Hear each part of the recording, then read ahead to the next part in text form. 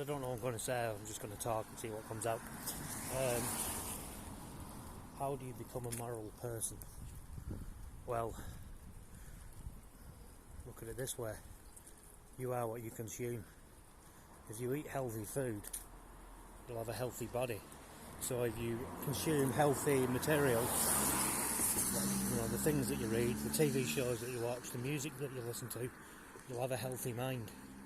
If you consume immoral things, you'll have an immoral mind. I think it was Socrates that said, good music breeds good people and bad music breeds bad people. Well, look at the state of the music industry these days. It's a joke. It's run by what is essentially morons wearing expensive suits. And it's all sex. You know, I'm not saying there's anything wrong with it in its place, but it doesn't have to be in everything. Especially not if you're aiming it at kids. So I go back to, how do you become moral? What makes you a moral person? You have to surround yourself with, especially for children, you have to surround yourself with moral things that are wholesome and that are good for you and that will teach you good lessons, life lessons. Not like, I'm trying to think of an example.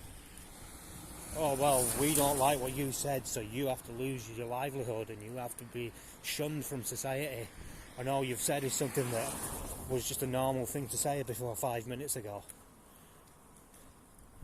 No, that's not how you do it. You know, the Bible, for instance, or classic works of literature that tell stories of redemption. All these things, I mean, all of English literature is, well, not all maybe, but a lot of it is influenced by themes in the Bible. So, you know, what do you get from Hollywood though? You know, look at what Hollywood's doing now. A lot of the films that are coming out now are like the bad guy. Well, you have to be sympathetic towards the bad guy. No, you don't have to be sympathetic towards the bad guy. The Wicked Queen in Snow White is not a role model for anybody. The Joker is not a role model for anybody. I mean, he's a good villain, but he's not a role model.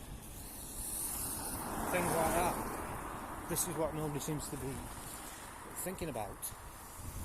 So, like I said, I didn't plan any of this. I'm just sort of freestyling, as Conrad Thompson might say.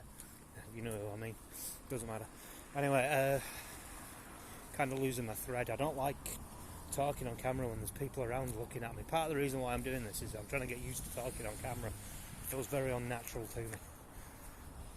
Anyway, getting off the point, I'll just summarise it. If you read good moral, you know, if you consume good moral material, like Star Wars, what's the story arc in the original Star Wars trilogy?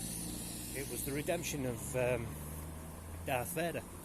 Like, he was the villain, and then at the end he was redeemed by his son. What's the story arc in the sequel trilogy? I don't know. There isn't one. It's just nonsense. It's crap. It's not about anything. It's about this girl who, like, immediately can beat the bad guy in the first film. So, but by the time you get to the second film, there's no danger.